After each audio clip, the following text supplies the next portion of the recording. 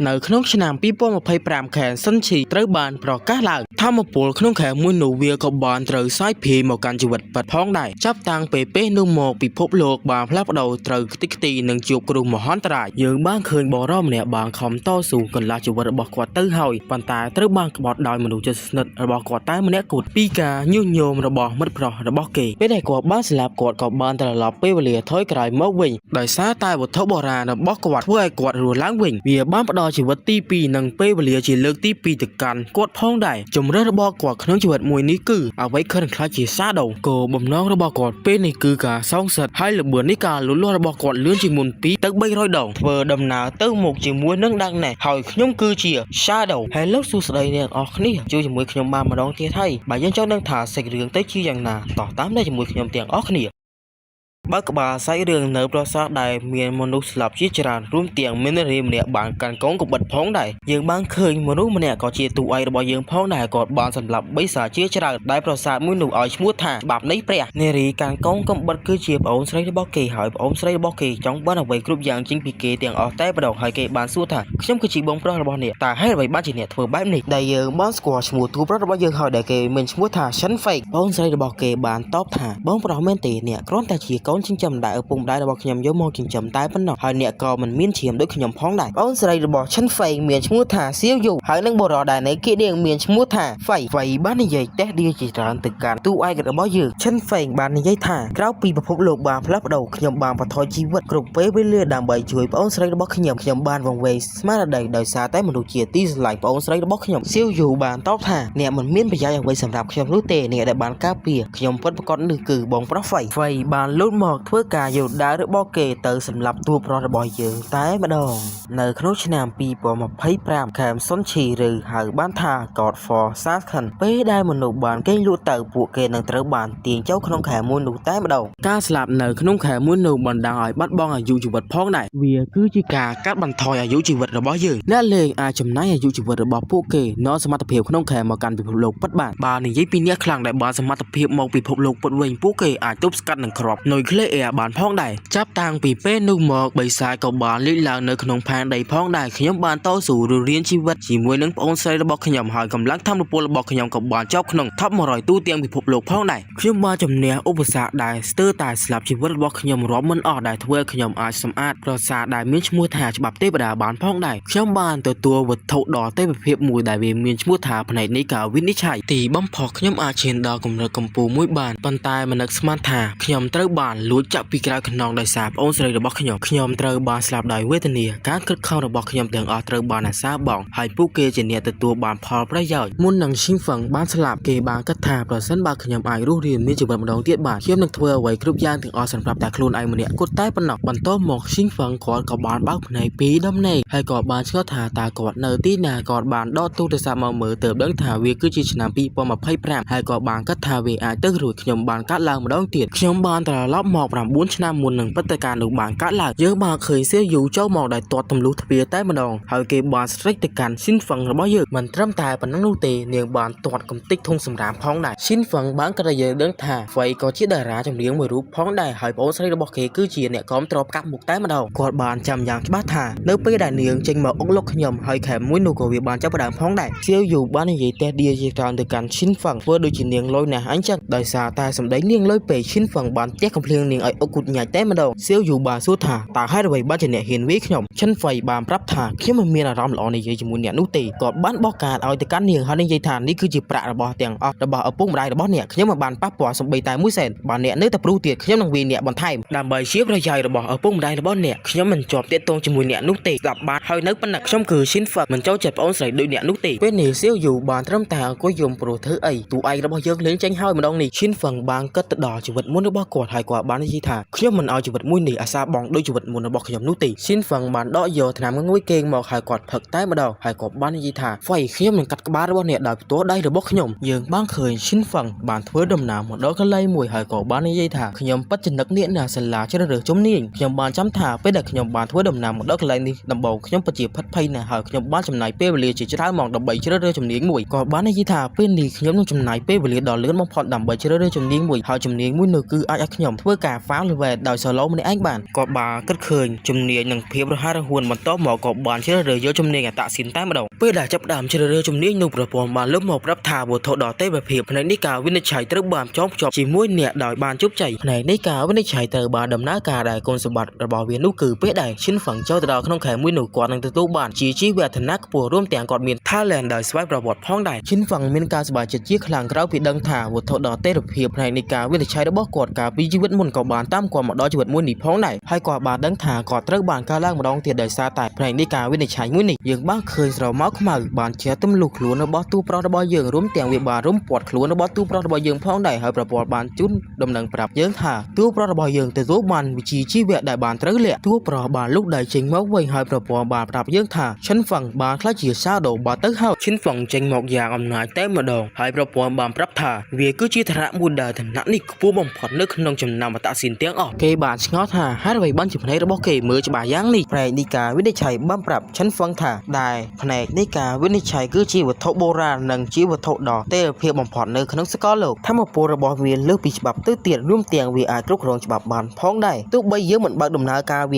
ាក៏បើកដំណើរការខ្លួនឯងមកផងដែរឈិនហ្វឹងបាននិយាយថានេះបានសមជាវត្ថុដ៏ទេវភាពរបស់គេមែនវាអាចបង្កើតធម្មពលនេះច្បាប់បញ្ជាទិញបានទៀតផងទោះបីមួយឆ្នាំក្រោយទៀតមនុស្សក៏មិនទាន់មានស្គីមួយនេះផងដែរខ្ញុំនឹងធ្វើការចាត់ចេញពីកំណាប់ដៃរបស់ព្រះតតែបានពេលនេះគ្រប់មុខងាររបស់ឈិនហ្វឹងបានជោគជ័យអស់ទៅហើយនៅឡើយតែមួយគត់នោះគឺការដាក់ឈ្មោះចូលក្នុងខែដោយសារតែវិជាជីវៈរបស់ឈិនហ្វឹងគឺជាសាដូក៏ដាក់ឈ្មោះសាដូតែម្ដងយើងបានឃើញស្រមោលខ្មៅជាច្រើនរុំព័ទ្ធឈិនហ្វឹងហើយក៏មានអក្សរជាច្រើនឲ្យយើងអានផងដែរការចូលទៅក្នុងអាណាចក្ររបស់ព្រះដែលបានបោះបង់ចោលវាគឺជាទឹកដីដែលពោពេញទៅដោយសត្វចម្លែករាប់មិនអស់ហើយពួកគេតែងតែត្រៀមខ្លួនឲ្យយើងជាពីហើយលួចយកជីវិតរបស់យើងជានិច្ចការចាកចេញពីទីក្រុងហើយសម្រាប់សត្វបិសាចដើម្បីទទួលបានជីវិតរបស់អ្នកកាន់តែយូរសូមបញ្ជាក់ប្រាប់អ្នកទាំងអស់គ្នាឲ្យច្បាស់ថានៅក្នុងទឹកដីមួយនេះពេលដែលអ្នកបានស្លាប់ទៅវានឹងធ្វើការ respawn អ្នកម្ដងទៀតប៉ុន្តែវាបានដកអាយុជីវិតរបស់អ្នកនៅក្នុងភពផែនដីបើអ្នកធ្វើការស្លាប់បិសាចបានកាន់តែច្រើនវានឹងធ្វើការបន្ថែមអាយុជីវិតរបស់អ្នកមកវិញអ្នកទាំងអស់គ្នានៅកន្លែងនោះមានការភ្ញាក់ផ្អើលទាំងអស់គ្នាតែម្ដងព្រមមិនដឹងថាវាគឺជាអ្វីនោះទេចំណែកឯទូប្រុសរបស់យើងបានគិតថាមិនយូរប៉ុន្មានអ្នកខ្លាំងនៅក្នុងពិភពលោកនឹងចេញមកផ្លាស់ប្ដូរផែនការមួយនេះខ្ញុំមិនទុកឲ្យវាមិនដោយពេលទៅយូរនោះទេខ្ញុំនឹងចាប់ផ្ដើមវាពេលឥឡូវនេះកំពុងតែធ្វើដំណើរឈិនហ្វឹងបានភ្ញាក់ព្រោះឲ្យយើងបានឃើញមនុស្សចំនួនប្រមាណប្រហែលជា4នាក់បាន respawn មកម្ដងទៀតដែលជីវិតរបស់គេត្រូវបានកាត់ពាក់កណ្ដាលនៅក្នុងភពផែនដីពិតបាត់ទៅហើយនិយាយឲ្យងាយស្រួលទៅឧទាហរណ៍ប្រសិនបើយើងនៅសល់ពេលវេលា10ឆ្នាំទៀតយើងត្រូវស្លាប់ប៉ុន្តែយើងបានស្លាប់នៅក្នុងនេះវានឹងធ្វើការចែកជា2រហូតដល់យើងងាប់តែម្ដងឈិនហ្វឹងបានមើលទៅកាន់នារីម្នាក់នោះហើយក៏បាននិយាយថាមើលទៅនាងក៏មានជំនាញលាក់ដូចខ្ញុំផងដែរនារីម្នាក់នឹងបាននិយាយយ៉ាងគួរសមទៅកាន់ឈិនហ្វឹងតែម្ដងនិយាយថាអ្នកក៏មានជំនាញលាក់ដូចខ្ញុំផងដែរតើអ្នកចង់ចូលរួមជាមួយខ្ញុំដែរឬទេឈិនហ្វឹងបានតបថាខ្ញុំមិនត្រូវការនោះទេឈិនហ្វឹងបានធ្វើការចោះចេញតែម្ដងចំណែកឯកូនក្រុមរបស់នាងបានធ្វើការស៊ីត្រាវនៅពីក្រោយខ្នងរបស់គេតែម្ដងនាងមានការស្ដាយជាខ្លាំងព្រោះអីចំណាត់ថ្នាក់របស់ទូប្រុសរបស់យើងគឺខ្ពស់មែនទែនឈិនហ្វឹងកំពុងតែធ្វើដំណើរចាស់ចេញហើយនារីម្នាក់នោះបាននិយាយថាតោះទៅតាមគាត់ចង់ដឹងថាគាត់មានជំនាញអ្វីខ្លះប្រហែលជាយើងអាចទទួលបានព័ត៌មានជាច្រើនពីគាត់នាងបានបញ្ចេញទឹកមុខមកដូចជាមិនសូវស្រួលនេះទេគេហៅតួអាក្រក់នឹងតែម្ដងហើយនាងបាននិយាយថាមើលពីរបៀបដែលទូប្រុសរបស់យើងបានស្លាប់ឈិនហ្វឹងធ្វើដំណើរទៅមុខដូចជាធម្មតាចំណែកឯនាងបានគិតថានាងមានបទពិសោធន៍លេងហ្គេមរាប់ឆ្នាំហើយដែលធ្វើឲ្យនាងអាចបង្កើតក្រុមបានមួយយ៉ាងឆាប់រហ័សប៉ុន្តែក្រុមរបស់នាងត្រូវបានសម្លាប់ដោយវិសាចមួយក្បាលដោយសារតែ player level មួយមិនអាចយកឈ្នះជាមួយវាបានធីមរបស់នាងបានធ្វើការប្រៀបធៀបខ្លួនជាមួយនឹងឈិនហ្វឹងថាល្អអីចឹងទៅនាងបានគិតធៀបថាប្រសិនបើតាមដានគេអាចនឹងបានផលប្រយោជន៍ខ្លះដែរឈិនហ្វឹងបានងាកមកធ្វើឲ្យពួកគេបានលៀបពួនហើយនារីម្នាក់នឹងបានគិតថាតើគេអាចកត់សម្គាល់ពីយើងបានមែនទេឈិនហ្វឹងក៏បានប្រើស្គីមួយដែលមានឈ្មោះថា Shadow Snake ធ្វើឲ្យគាត់បាត់ខ្លួនចេញពីមុខអ្នកទាំងអស់គ្នាអ្នកទាំងអស់គ្នាបានដើរមកហើយនិយាយថាតើគាត់ទៅណាបាត់ហើយយើងបានឃើញទូប្រុសរបស់យើងបានបំងកាយហើយដើរចេញពីអ្នកទាំងអស់គ្នាបាត់ទៅហើយរាំង Windows បានលុបប្រាប់ពីស្គី Shadow Snake របស់គាត់ដែលធ្វើឲ្យគាត់អាចបំងកាយបានថែមមួយទៀតពេលដែលគាត់បើកការវាបហាទៅការសិទ្ធត្រូវវាធ្វើការគុណដើម្បីជា2អីចឹងទៅប៉ុន្តែគាត់នឹងលេងបំងកាយទៀតហើយចំណែកឯស្គីមួយទៀតធ្វើការគុណទ្វេដងនៃស្គីស្រមោល Snake របស់គាត់ឈិនហ្វឹងធ្វើដំណើរផងហើយគាត់ក៏បានកាត់ក្រាំងចិត្តផងដែរមកដល់កន្លែងមួយគាត់ក៏បានឈប់ព្រោះអីស្គីបំងកាយរបស់គាត់ត្រូវបានអស់ហើយដែលយើងហៅវាថា cooldown គាត់បានបើកប្រទាំង Windows មើលទៅកាន់សមត្ថភាពរបស់គាត់ពេលដែលបានមើលទៅសមត្ថភាពរបស់ខ្លួនហើយឈិនហ្វឹងបានគិតថាអ្នកលេងធម្មតាពេលដែលចូលមកបើសមត្ថភាពត្រឹមតែ10តែប៉ុណ្ណោះប៉ុន្តែខ្ញុំបានរង្វាន់បន្ថែមអាខ្លះបូក3អាខ្លះបូក5អាខ្លះបូក8អាខ្លះបូក10អីអញ្ចឹងទៅរួមទាំងមានភ័ណ្ឌចំនួន5បន្ទុកដើម្បីអាប់សមត្ថភាពរបស់គាត់ផងដែរគាត់បានអាប់ទៅកាន់ភាពរហ័សរហួនរបស់គាត់ទាំងអស់តែម្ដងហើយឈិនហ្វឹងបាននិយាយថាក្នុង early game ចឹងយើងគួរតែ up speed ព្រោះឲ្យអាបិសាចនឹងវាយឈឺណាស់ប៉ុន្តែយើងមានល្បឿនយើងអាចគិតពី ការវិភាគរបស់វាបានឈិនវឹងបានព្យាព្រោះគាត់បានលើសម្លេងអ្វីមួយគាត់បានសម្លឹងមើលទៅកាន់កន្លែងសម្លេងមួយនោះយើងបានដឹងថាវាគឺជាបិសាចដែលថ្នាក់របស់វានោះគឺជាថ្នាក់ធម្មតាវាកំពុងតែ evil ឈិនវឹងបានគិតថាបិសាចមួយនេះហើយគឺជាអ្នកសម្រាប់អ្នកទាំង4ដែលបានតាមដានគាត់អបាយមិញបិសាចនោះបានស្ទុះមកបកកាយវិភាគទៅកាន់ឈិនវឹងតែម្ដងប៉ុន្តែគាត់បានកិច្ចផុតឈិនវឹងក៏បានប្រើស្ពាយមួយយើងបានឃើញស្រមោលខ្មៅបានរំពាត់ខ្លួនរបស់គាត់ទាំងអស់តែម្ដងហើយគាត់ក៏បានបាត់ខ្លួនចេញពីមុខរបស់វាបិសាចនោះខំស្វែងរកយ៉ាងណាក៏មិនឃើញប្រងដែរព្រោះអីឈិនវឹងនៅពីលើក្បាលរបស់វាក៏បានធ្វើការហក់មកពុកក្បាលរបស់វាឲ្យទប់នឹងដីជាមួយនឹងស្គីរបស់គាត់តែម្ដងទាំង Windows ចេញមកប្រាប់ទូប្រុសរបស់យើងថាអ្នកបានសម្លាប់បិសាចមួយនេះអ្នកទទួលបាន experience ចំនួន10ឈិនវឹងក៏ភ្ញាក់ឲ្យជាមួយខ្លួនឯងផងដែរព្រោះអីគាត់មិនរំពឹងថាគាត់អាចសម្លាប់បិសាចនេះត្រឹមតែមួយដៃនោះទេឈិនវឹងបានទទួលស្គីមួយទៀតហើយដែលវាធ្វើការគុណដុំមេឃទ្វេដងឈិនវឹងបានមើលទៅដុំពលលឿងដែលបានស្រូបចេញមកពីបិសាចមួយនោះដោយងើឆ្ងល់ហើយគាត់បានចាំថាការពីជីវិតមុនរបស់គាត់នឹងគឺគាត់សម្លាប់បិសាចនឹងយ៉ាងវេទនាតែម្ដងរួមទាំងបានដុំពលលឿងនោះមកផងដែរប៉ុន្តែគាត់បានឲ្យទៅកាន់ប្អូនស្រីរបស់គាត់មកដល់ត្រង់នេះឈិនវឹងក៏បានធ្វើការស្រូបយកដុំពលលឿងនោះតែម្ដងវាគឺជាអាយុកាលដែលបិសាចបានស្រូបមកពីមនុស្សទាំងអស់នោះបន្ទាប់មកគាត់បានគិតថាគាត់ស្រូបបានតែអាយុចំនួន54ឆ្នាំនោះទេវាមិនមានប្រយោជន៍ទេក្នុងពេលឥឡូវនេះពេលនោះផ្នែកនេះការវិនិច្ឆ័យក៏បានចេញមកអបអរសាទរទៅកាន់ទូប្រុសរបស់យើងដែលគេបានទទួល talent ថ្មីដែលវាមានឈ្មោះថា Infinity Evil ដែល Infinity Evil មុននោះពេលដែលទូប្រុសរបស់យើងធ្វើការស្លាប់បិសាចដល់ម្នាក់ឯងវានឹងទទួលបាន Evil Point ដើម្បីធ្វើការ upgrade ទៅកាន់ skill របស់គាត់រៀងរាល់24ម៉ោងឈិនវឹងនឹងទទួលបាន Evil Point ចំនួន5នៅពេលដែលគាត់បានសម្លាប់បិសាចពេលនេះគាត់ទទួលបានចំនួន5ហើយឈិនវឹងមានការភាពឲ្យជាមួយនឹង talent របស់ខ្លួនឯងជាខ្លាំងឈិនវឹងបានធ្វើការ up ទៅកាន់ skill Shadow Snake រួមទាំង skill មួយទៀតផងដែលវាធ្វើការគុណដុំមេឃពេលនេះទូ Evil របស់គាត់គឺសល់4ក៏បានធ្វើដំណើរទៅមុខទៀតហើយគាត់បានគិតថាជាមួយនឹង skill Shadow Snake ហើយនឹង skill ដែលធ្វើការគុណទ្វេដងនៃ skill Shadow Snake របស់គាត់នឹងធ្វើឲ្យគាត់អាចសម្លាប់បិសាចក្នុងតែមួយកណ្ដាប់ដៃបានធ្វើដំណើរមកដល់ខ្លីមួយបានលេសម្លេងមនុស្សម្នាក់បាននិយាយថាខេមនេះវាស្រួលណាស់អ្នកមិនបាច់ភ័យនោះទេចាំខ្ញុំជាអ្នកការពារអ្នកយើងមើលទៅការម្នាក់ផ្សេងនោះកំពុងតែស៊ីចូលតែម្ដងឈិនវឹងភ្ញាក់បន្តិចព្រោះអីក៏បានក្រឡេកឃើញបិសាចពីងពីងនៅពីលើអ្នកទាំងពីរឈិនវឹងបានប្រើ skill Shadow Snake ដែលគាត់អាចបំបង្កាយបានចំនួន32វិនាទីអ្នកទាំងពីរកំពុងតែស៊ីចូលជាមួយគ្នាបិសាចក៏បាននៅពីលើអ្នកទាំងពីរពួកគេបានភ័យដែលយើងឃើញបិសាចពីងពីងនោះចេញមកជាមួយនឹងកូនចៅរបស់វាម្នាក់ផងដែរដែលម្នាក់ធំជាងគេនឹងមានឈ្មោះថា Spawn Spider ហើយនឹងកូនចៅរបស់វានឹងគឺឈ្មោះ Spider ឈិនវឹងបានគិតថាមេរបស់វាមានឈាមចំនួន1600វាមិនងាយស្រួលក្នុងការសម្លាប់នោះទេដោយឃើញអាកាសល្អបិសាចនោះកំពុងតែដេញវាប្រហារអ្នកទាំងពីរឈិនវឹងបានស្ទុះទៅប្រើ skill របស់គេពូទៅកាត់ភ្នែករបស់វាមួយដែលធ្វើឲ្យវាបាច់ឈាមផងដែរហើយគាត់ក៏បានដកថយក្រោយជាមួយនឹង skill Shadow Snake ដែលបិសាចមួយនោះអស់ឈាមចំនួន300បាត់ទៅហើយទោះបីឈិនវឹងដកថយក្រោយតាន់ក៏ដោយក៏គាត់អស់ឈាមចំនួន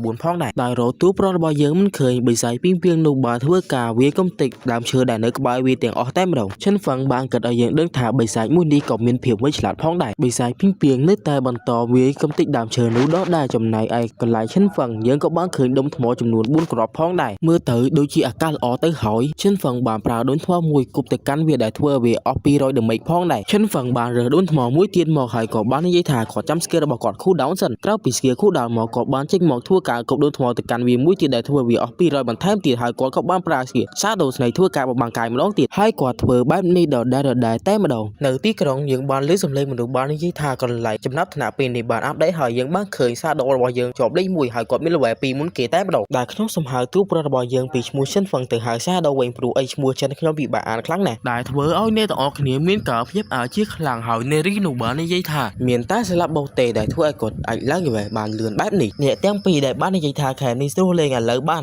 spawn មកកន្លែងកើតវិញបាត់ទៅហើយវល់ត្រឡប់មកដល់កន្លែង Shadow វិញយើងបានឃើញគាត់បានស្រូបយកយុកាពីបិសាចនោះបាត់ទៅហើយជាមួយនឹងផ្ទាំង Windows លួចបញ្ជាក់ផងដែរដែល Shadow ទទួលបានជាបុកដែលមានឈ្មោះថា Grady Hand វាអាចធ្វើឲ្យទូប្រុសរបស់យើងប្រើវាទៅលើសាកសពបិសាចដែលគាត់អាចសម្លាប់បានវានឹងមានឱកាស 20% ដើម្បីទទួលបានរង្វាន់បន្ថែម Shadow បានកាត់ទៅដល់ជីវិតមុនរបស់គាត់ដែលគេប្រើ skill បុកនឹងអីចឹងទៅ Shadow បានព្យាហើយគាត់បានគិតឃើញថាគាត់មាន talent Infinity ដែលជា skill Evil ដែលអាច upgrade skill របស់គាត់បានត្រឡប់មកផែនដែលយើងបានឃើញមនុស្សកំពុងតែធ្វើដំណើរទៅសាលាយើងបានឃើញ Sifu និងមិត្តភ័ក្តិរបស់គេដែល Sifu បានអ៊ូទៅមិត្តភ័ក្តិរបស់គេជាច្រើនតែម្ដងថាបងប្រុសគេអីចឹងទៅធ្វើដំណើរម្ដងខ្លីមួយបានឃើញមនុស្សអ៊ឺអមិត្តភ័ក្តិរបស់គេក៏បានចូលទៅមើលហើយក៏បានឃើញមនុស្សម្នាក់ដូចជាបំបាំងកាយអញ្ចឹងដែលគេប្រៀបបានដូចជារលាយខ្លួនអញ្ចឹងហើយនាងក៏បានសួរថាតើកើតមានរឿងអ្វីបានជាគេខាត់ជាបែបនេះមករួមថ្នាក់បានប្រាប់ថាបន្ទាប់ពីគេបានកេងមកគឺខ្លាចជាអញ្ចឹងតែម្ដងមិត្តភ័ក្តិរបស់ Sifu បានដកទូរស័ព្ទមកចង់ទាក់ទងទៅគ្រួសាររបស់គេដើម្បីប្រាប់ពីរឿងមួយនេះហើយគេក៏បានប្រាប់ Sifu ផងដែរថាគួរតែប្រាប់អ្នកផ្ទះផងដែរប៉ុន្តែ ស៊ីវបានតបថាមិនបាច់នោះទេនៅកន្លែង Shadow យើងបានឃើញគាត់អាប់ក្រែនឌីហែននោះពីថ្នាក់ប្រោនរហូតទៅដល់ថ្នាក់ក្រូតែម្ដងឥឡូវគាត់មានឱកាស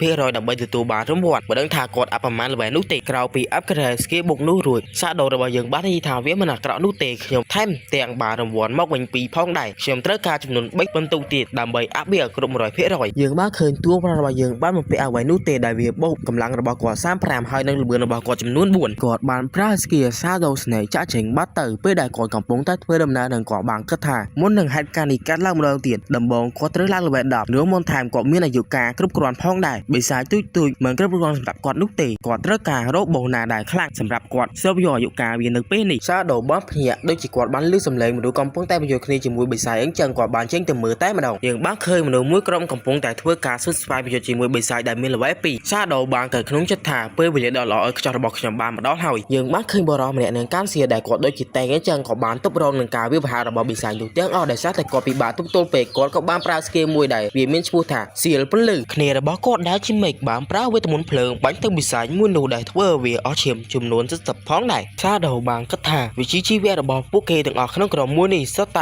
ែជាថ្នាក់លក្ខទាំងអស់ឬយើងហៅថាថ្នាក់អកំបាំងល្បឿនរបស់បិសាចពិតជាមិនធម្មតាអាចគេចផុតរាល់ការវាយប្រហាររបស់ក្រុមមនុស្សមួយនោះបានបិសាចវាបានស្ទុះទៅវាយតែងតែម្ដងដែលធ្វើឲ្យគាត់បានខ្ទេតផងដែរអ្នក Healing កំពុងតែព្យាបាលទៅកាន់តែងគាត់បាននិយាយថាបោះមួយនេះវាពិតជាមានល្បឿនខ្លាំងណាស់ Shadow បានគិតថាក្រុមមួយនេះមិនធម្មតានោះទេសុទ្ធតែថ្នាក់អកំបាំងជាពិសេសពួកគេមានគ្រប់ទម្រង់តែម្ដងប៉ុន្តែពួកគេភ្លេចថានេះគឺជាប្រៃយើងបានឃើញបិសាចពីក្បាលចេញមកពីក្រោយតែងដែលបិសាចនឹងវាធំក្លិនអ្នក Healing Shadow ក៏ទៀតថាបិសាចមួយនេះវាមានល្បែង2វាគ្រាន់តែជាបិសាចតែប៉ុណ្ណោះមិនមែនជាបោះនោះទេយើងបានឃើញ Fighter ចេញមកដែលខ្លះ Weapon គេបាននិយាយថាមេបញ្ជាការចាប់ដកថយទៅគេបានស៊ូទៅបើកការវិភាគទៅកាន់បិសាចមួយនោះប៉ុន្តែមិនរសើបជើងថ្មិញអាបិសាចមួយនោះទេបិសាចមួយនោះបានបើកការវិភាគដោយបញ្ចេញអ្វីពីមាត់របស់គេនោះទេទៅកាន់អ្នកទាំងអស់គ្នាហើយមេនេះធ្វើការរត់ហើយស្រែកឲ្យគេជួយតែម្ដងយើងបានឃើញ Shadow ស្ទុះទៅបានធ្វើការកាប់ក្បាលបិសាចនោះស្លាប់មួយតែម្ដងដែលធ្វើឲ្យអ្នកទាំងអស់គ្នាមានការភ្ញាក់ផ្អើលជាខ្លាំងបិសាចមួយនោះក៏បានចាប់ដើមលុះលាយយើងបានឃើញបិសាចមួយទៀតនៅពីក្រោយខ្នង Fighter វាក៏បានត្រូវដាច់ក្បាលមួយទៀតដោយសារស្នាដៃ Shadow របស់យើងហើយតែងបាននិយាយថាសូមប្រុងប្រយ័ត្នជាមួយមកនៅមុខយើង Shadow នៅពីក្រោយខ្នងអ្នកទាំងអស់គ្នាដែលគេទទួលបាន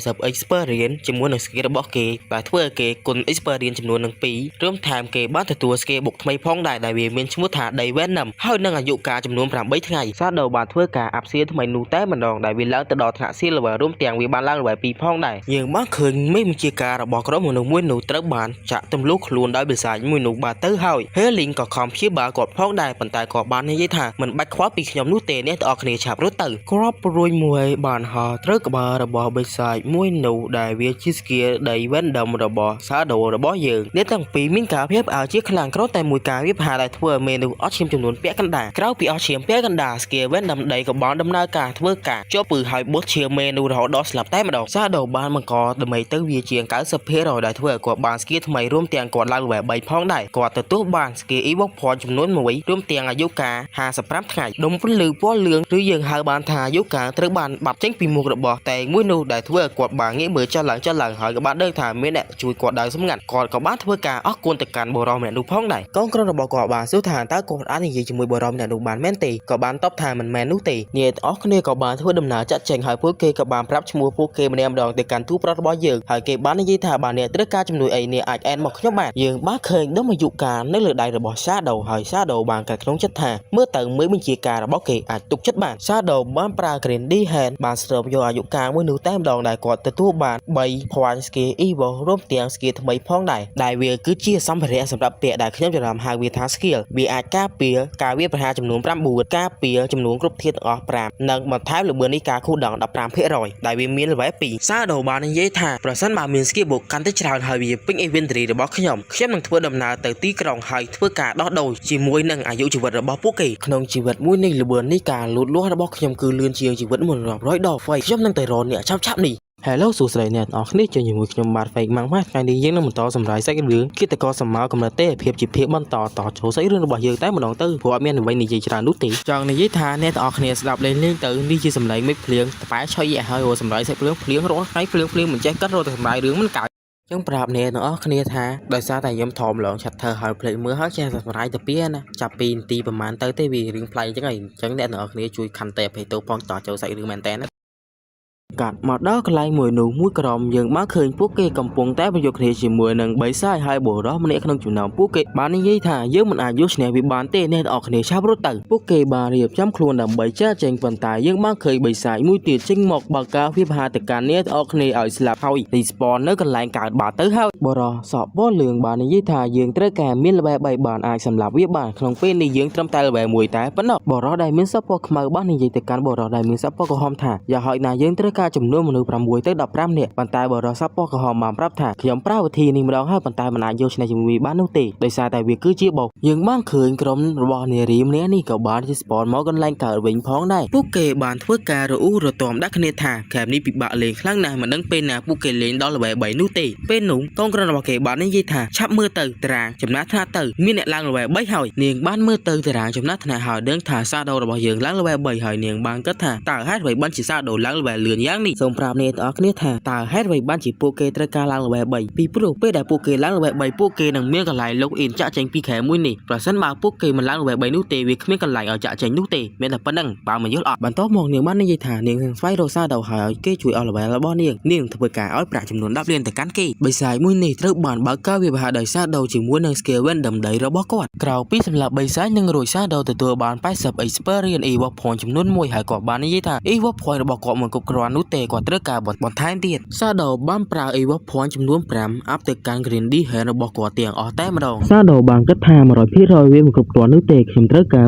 200% សាដូបានភ្ញាក់ព្រោះអីយើងបានឃើញបងនោះបានធ្វើការដើរកាត់សាដូរបស់យើងតែម្ដងសាដូបានដឹងថាវាគឺជាបិសាចទឹកខ្ញុំឆ្ងល់ណាស់ថាបិសាចទឹកមិនដើរលើដីចឹងវាគឺជាបោះដែលមានថ្នាក់ប្រោនសាដូបាននិយាយយើងដឹងថាវាកំពុងវិវត្តខ្លួនទៅកាន់ថ្នាក់ silver ប៉ុន្តែវាជាសំណាងក្ររបស់ខ្ញុំ slot របស់ខ្ញុំបានពេញទៅហើយទោះបីខ្ញុំស្លាប់វាក៏ខ្ញុំមិនអាចយកអ្វីបានផងដែរខ្ញុំត្រូវការទៅកន្លែងដើមហើយបង្កើតកន្លែងលក់មួយគាត់បានប្រើ elip សាដូដើម្បីធ្វើដំណើរទៅទីក្រុងកាលមកដល់ទីក្រុងយើងបានឃើញមនុស្សខ្លះកំពុងតែយំហើយមនុស្សខ្លះដូចជាធម្មតាអញ្ចឹងប៉ុន្តែពួកគេបានគិតដូចគ្នាថាពួកគេមិនអាចចាក់ចេញពីកន្លែងមួយនេះបាននោះទេដល់វាឡើងល្បែ3បណ្ដាចាក់ចេញបានសាដូបានមិនដល់ក៏បានរកកន្លែងមួយហើយធ្វើការចុចលក់នៅកន្លែងនោះតែម្ដងហើយបែបហ្នឹងមនុស្សទាំងអស់គ្នាមានការភាពឲ្យជាខ្លះហើយអ្នកខ្លះបាននិយាយថាគាត់អាចសម្លាប់បោះបានទៀតបានគាត់ធ្វើការដាក់លក់បែបនេះបានយើងបានឃើញនារីម្នាក់មានសក់ពណ៌ក្រហមបានចូលមកហើយសួរពី spell មួយផងដែរថាមានតម្លៃប្រមាណអីចឹងទៅប៉ុន្តែសាដូរបស់យើងបាននិយាយថាវាមិនគិតលើលុយនោះទេខ្ញុំត្រូវការតែអាយុកាលចំនួន100ថ្ងៃតែប៉ុណ្ណោះសម្រាប់ skill បុកមួយនេះនារីសក់ពណ៌ក្រហមនឹងបាននិយាយថា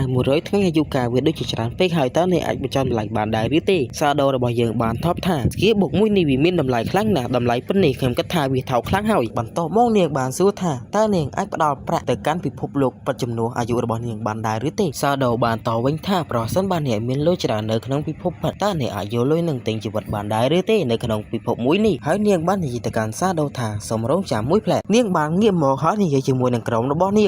នាងបានប្រាប់ថារឿងសំខាន់បំផុតសម្រាប់យើងនៅពេលនេះគឺចាក់ចេញពីកន្លែងមួយនេះពេលនេះយើងមានល្បែ2ហើយខ្វះតែមួយទៀតទេឬបែបហ្នឹងនាងបានតបថាមិនអីទេខ្ញុំនឹងផ្ដល់អាយុចំនួន100ទៅកាន់គាត់បន្ទាប់មកនាងក៏បានធ្វើការទិញ skill បុកមួយនោះតែម្ដងបានចំណាយ100ថ្ងៃអាយុកាលទៅកាន់សាដូរបស់យើងបានឃើញសាដូរបស់យើងទទួលបាន300អាយុកាលបាត់ទៅហើយ300ថ្ងៃតិច300ឆ្នាំយើងបានឃើញស៊ីចូលមកហើយនិយាយថាទីបំផុតខ្ញុំរកឃើញនេះហើយសាដូនាងបានធ្វើការនិយាយយ៉ាងលយទៅកាន់សាដូរបស់យើងថាជួយអាល់វ៉េរបស់នាងទៅកាន់ល្បែ3នាងនឹងធ្វើការឲ្យលុយ10លានទៅកាន់គាត់ដោយសារតែសម្ដីលុយពេកសាដូរបស់យើងបាននិយាយថាខ្ញុំបដិសេធសំណាងមួយនេះនាងបានធ្វើការនិយាយជាច្រើនយ៉ាងលយទៀតប៉ុន្តែសាដូរបស់យើងបាននិយាយថាខ្ញុំនិយាយទៅវាខាត់ពេកលក់របស់ខ្ញុំណានាងនៅតែបន្តនិយាយលយដោះដែរសាដូរបស់យើងបាននិយាយថាមួយពាក្យចុងក្រោយបានអ្នកនៅតែរំខានខ្ញុំទៀតខ្ញុំនឹងដេញសម្លាប់ពួកអ្នកឲ្យសល់ជីវិត0តែម្ដងគាត់បានបញ្ចេញចំហាយសាដូរបស់គាត់ចាំដល់ការទៀតមនុស្សមួយក្រុមនឹងបានធ្វើការដាក់មេប្រយរត់តែម្ដងការលួចរបស់សាដូបន្តទៅយ៉ាងយូរយើងបានឃើញអាយុកាលរបស់គាត់ពេលនេះគឺមាន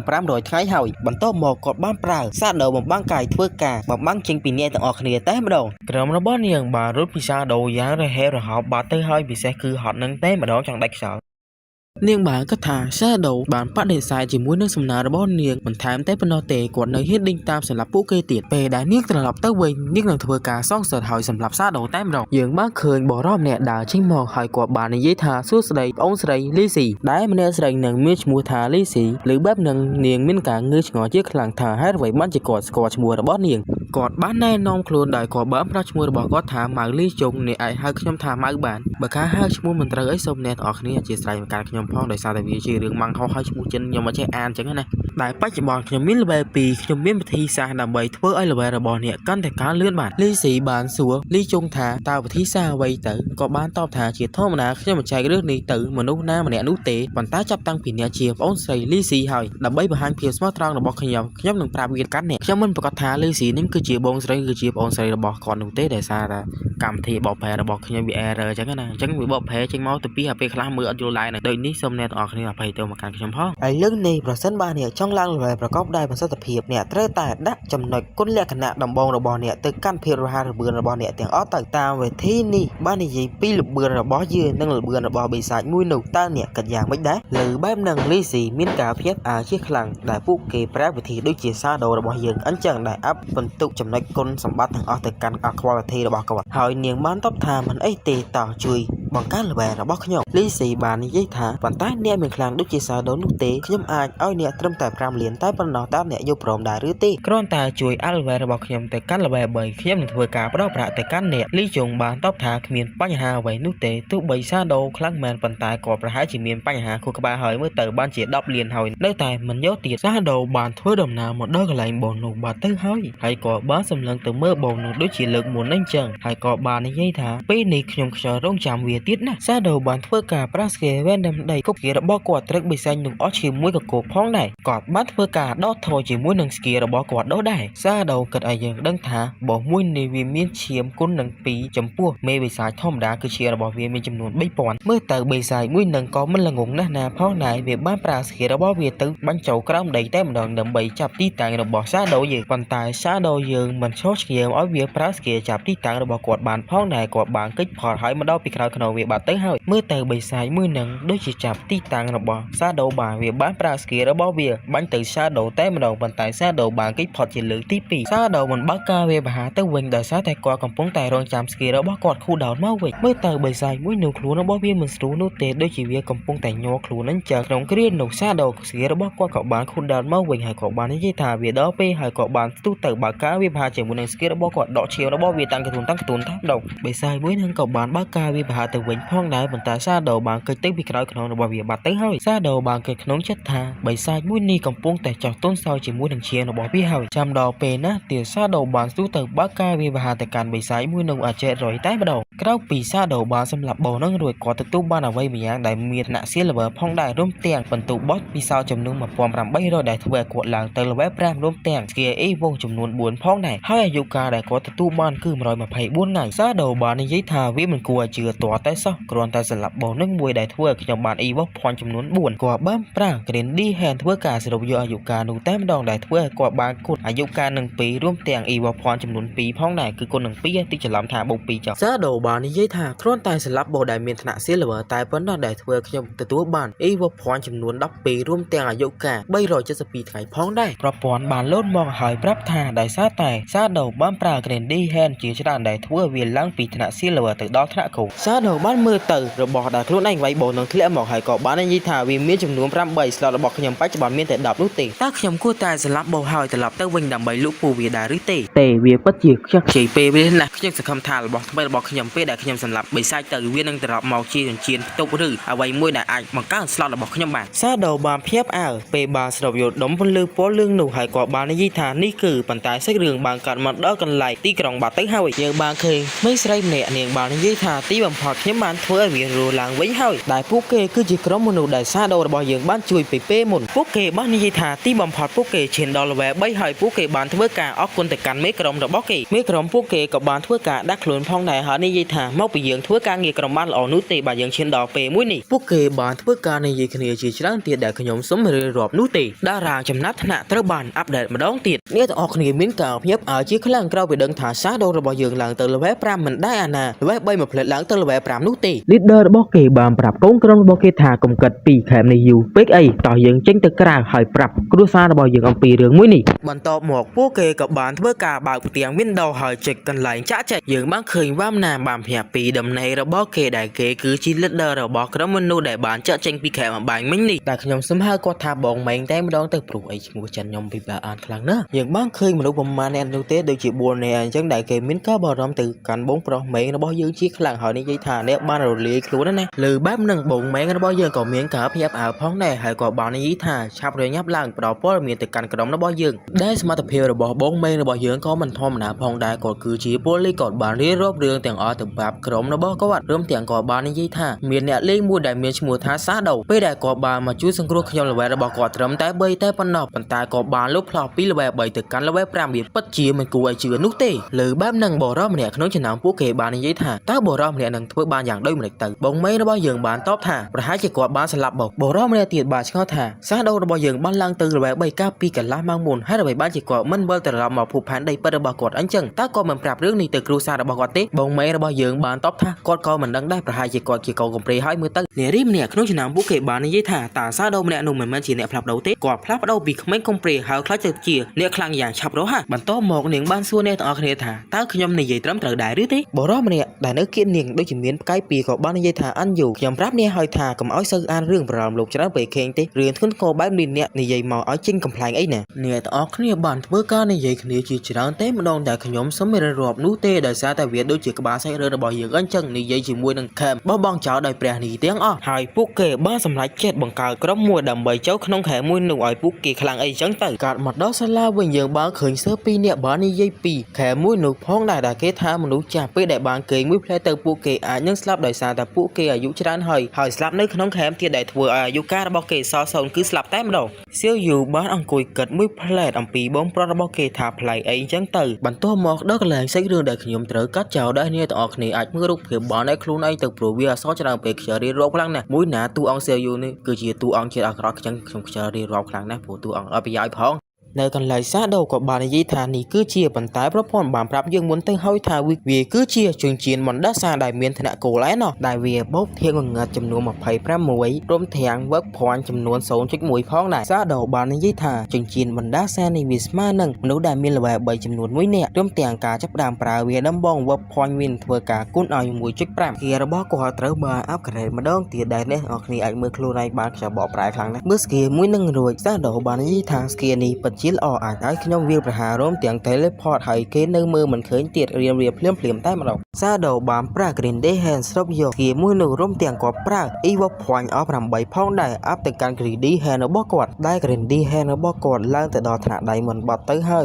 យដែលសមត្ថភាពរបស់វាឥឡូវនេះឡើងដល់220រួមទាំងការត្រាប់របស់ល្អមានចំនួន 40% បន្ទាប់មកសាដូបានប្រើ Evo Point ចំនួន3ទៀតអាប់ទៅកាន់ skill ថ្មីរបស់គាត់ដែលទើបតែរៀនហើយអំបីមីនេះឡើងពីថ្នាក់ Silver ទៅ Gold រួមទាំងទៅ Diamondផងដែរឲ្យច្រឡំផ្លាទីនដែរនិយាយត្រួសអំពីសមត្ថភាពរបស់ skin នេះបន្តិចវាអាចចាប់គោលដៅរបស់យើងចំនួន17ម៉ែត្ររួមទាំងពេលដែលវាប្រហែលទៅធ្វើឲ្យយើងបានកាយចំនួន7វិនាទីហើយនឹងដើម្បីគុណទ្វេដងប្រាប់តែប៉ុណ្្នឹងបានខ្ចីរាប់ច្រើនវាលោវែងដល់ហើយសាដូបានឆ្កត់ថាហេតុអ្វីបានជា cooldown របស់វាមិនផ្លាស់ប្ដូរអញ្ចឹង12 second នៅតែ12 second ដល់ដែរគាត់បានមើលទៅអីវ៉ាន់របស់គាត់ទាំងអស់ហើយក៏បាននិយាយថារបស់ណាដែលមិនមានប្រយោជន៍ខ្ញុំនឹងយកវាទៅលក់តែម្ដងសាដូបានធ្វើដំណើរទៅមុខគាត់ក៏បានលឺសំឡេងបិសាចពេលនោះបិសាចបិក្បាលបានចេញមកចង់បើកការវិភាគទៅកាន់សាដូប៉ុន្តែគាត់បានប្រើស្គីថ្មីរបស់គាត់ដែលទទួលបានភ្លាមនោះបើកការវិភាគទៅកាន់បិសាចទាំងអស់នោះឲ្យ700តែម្ដងការសម្លាប់បិសាច level 4នោះទទួលបានតែពងបទពិសោធន៍ចំនួន80រួមទាំងអាយុកាល5ថ្ងៃតែប៉ុណ្ណោះសាដូបាននិយាយថាគាត់ត្រូវការអាយុកាលយ៉ាងហោចណាស់900ថ្ងៃគាត់ត្រូវតែយកស្គីបុករបស់គាត់អស់ប្រយោជន៍ទៅលក់ទីក្រុងដើម្បីទទួលបានអាយុកាលដែលតាមបរិមាណដែលគាត់ចង់បានក្រៅពីអាយុកាលរបស់ខ្ញុំបាន900ថ្ងៃគោលដៅរបស់ខ្ញុំនៅសល់តែមួយទៀតតែប៉ុណ្ណោះគឺឡើងទៅ level 10ពេលនោះដែលធ្វើឲ្យខ្ញុំអាចប្រើស្គីរបស់ខ្ញុំទៅកាន់ពិភពលោកពិតបាននេះហើយជាអ្វីដែលសាដូរបស់យើងចង់ឡើង level 10លឿនមែនទែនដោយសារតែគាត់អាចប្រើស្គីរួមទាំងធម្មពលទាំងអស់ទៅកាន់ពិភពលោកពិតរបស់គាត់បានចឹងនិយាយថាវីដេអូនេះគឺជាវីដេអូចុងក្រោយចំពោះ channel នេះដោយសារវាមានបញ្ហាមួយ YouTube អីចឹងណាបើអ្នកទាំងអស់គ្នាចង់មើលភាពបន្តអីអាចមើលនៅក្នុង channel មួយទៀតបានដែលនៅក្នុង channel របស់ខ្ញុំគ្រាន់តែអ្នកទាំងអស់គ្នាចូល channel របស់ខ្ញុំអស់ទៅខាងក្រោមទៅនឹងមាន channel មួយទៀតអញ្ចឹងណាគំថាអ្នកទាំងអស់គ្នានឹងចូលមើល channel ថ្មីបានច្រើនហើយសារបានច្រើនអញ្ចឹងណាដូចតែបានប្រាប់អញ្ចឹងថាត្រៀមខ្លួនទៅរឿងនៅក្នុង channel ថ្មីតិចមើល channel ចាអត់ឃើញទេដោយសារតែវាមានបញ្ហាមួយ YouTube ចង់និយាយចឹងអត់សូវចេះនិយាយច្រើនដូចគេទេតែអ្នកនរគ្នាអាចមើលខ្លួនឯងបានថានេះវាជាប់ប៉ិតៗហ្មង Hello សួស្តីអ្នកនរគ្នាជួយជាមួយខ្ញុំបាទ Fake ម៉ាំងម៉ាថ្ងៃនេះយើងនឹងបន្តសម្រាយសាច់រឿងគិតតកសម័យកំណត់ទេភាពជាភាពបន្តតចូលសាច់រឿងរបស់យើងតែម្ដងទៅព្រោះអត់មានអ្វីនិយាយច្រើននោះទេចង់និយាយថាអ្នកនរគ្នាស្ដាប់លេងទៅនេះជាសម្លេងមេឃភ្លៀងត្បែឆុយហើយសម្រាយសាច់ភ្លៀងរាល់ថ្ងៃភ្លៀងមិនចេះកាត់រត់តែសម្រាយរឿងមិនកើតចឹងប្រាប់អ្នកទាំងអស់គ្នាថាដោយសារតែខ្ញុំធំឡងឆាត់ធ្វើឲ្យភ្លេចមើលហើយចេះសម្រាយទៅពីណាចាប់ពីនាទីប្រហែលទៅទេវារឿងប្លែកចឹងហើយអញ្ចឹងអ្នកទាំងអស់គ្នាជួយខន្តីអភ័យទោសផងតចូលសាច់រឿងមែនតើ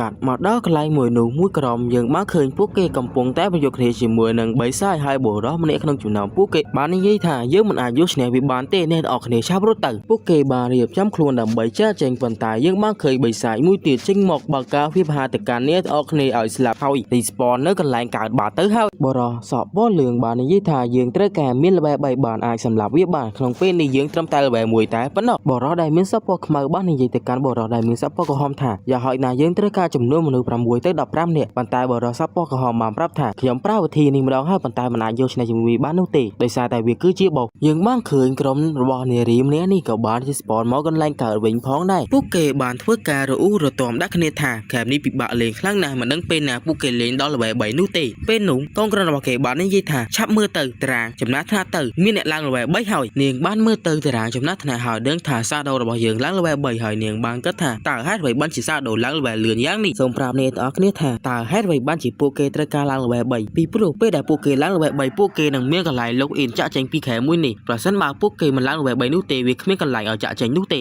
មានតែប៉ុណ្្នឹងបើមិនយល់អត់បន្ទាប់មកនាងបាននិយាយថានាងស្វែងរកសាដូហើយគេជួយអស់ល្បែរបស់នាងធ្វើការឲ្យប្រាក់ចំនួន10លានទៅកាន់គេបិសាចមួយនេះត្រូវបានបើកការវាប្រហារដោយសាដូជាមួយនឹង skill win ដំដីរបស់គាត់ក្រៅពីសម្រាប់បិសាចនឹងរួចសាដូទទួលបាន80 experience evoke point ចំនួន1ហើយគាត់បាននិយាយថា evoke point របស់គាត់មិនគ្រប់គ្រាន់នោះទេគាត់ត្រូវការបន្ថែមទៀតសាដូបានប្រើ evoke point ចំនួន5អាប់ទៅកាន់ green d hand របស់គាត់ទាំងអស់តែម្ដងសាដូបានគិតថា 100% វាមិនគ្រប់គ្រាន់នោះទេខ្ញុំត្រូវការ 200% សាដូបានភ្ញាក់ព្រោះអីយើងបានឃើញបងនោះបានធ្វើការដើរកាត់សាដូរបស់យើងតែម្ដងសាដូបានដឹងថាវាគឺជាបិសាចទឹកខ្ញុំឆ្ងល់ណាស់ថាបិសាចទឹកមិនដើរលើដីចឹងវាគឺជាបោះដែលមានថ្នាក់ប្រោនសាដូបាននិយាយយើងដឹងថាវាកំពុងវិវត្តខ្លួនទៅកាន់ថ្នាក់ silver ប៉ុន្តែវាជាសំណាងក្ររបស់ខ្ញុំ slot របស់ខ្ញុំបានពេញទៅហើយទោះបីខ្ញុំស្លាប់វាក៏ខ្ញុំមិនអាចយកអ្វីបានផងដែរខ្ញុំត្រូវការទៅកន្លែងដើមហើយបង្កើតកន្លែងលក់មួយគាត់បានប្រើអេលីបសាដូដើម្បីធ្វើដំណើរទៅទីក្រុងការមកដល់ទីក្រុងយើងបានឃើញមនុស្សខ្លះកំពុងតែយំហើយមនុស្សខ្លះដូចជាធម្មតាអញ្ចឹងប៉ុន្តែពួកគេបានកាត់ដូចគ្នាថាពួកគេមិនអាចចាក់ចេញពីកន្លែងមួយនេះបាននោះទេដល់វាឡើង3បណ្ដាចាក់ចេញបាន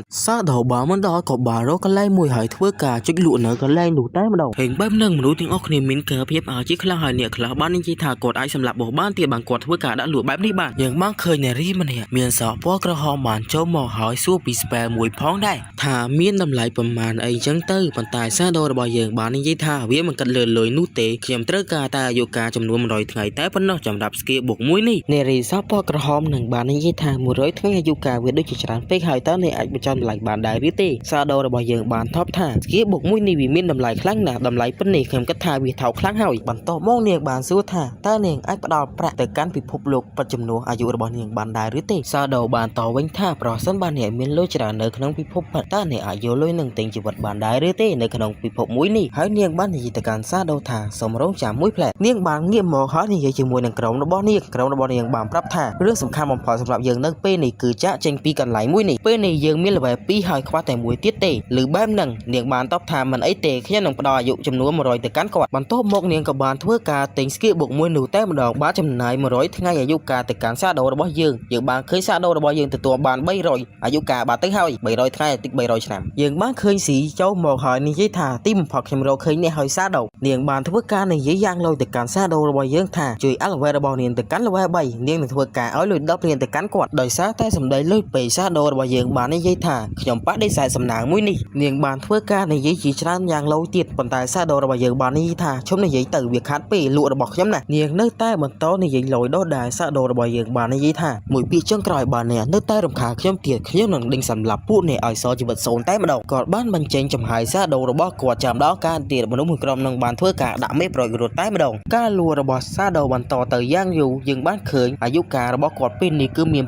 500ថ្ងៃហើយបន្តមកគាត់បានប្រើសាដូបំបាំងកាយធ្វើការបំបាំងចេញពីអ្នកទាំងអស់គ្នាតែម្ដងក្រុមរបស់នាងបានរត់ពីសាដូយ៉ាងរហ័សរហោបបាត់ទៅហើយពិសេសគឺហត់នឹងតែម្ដងចង់ដាច់ខ្យល់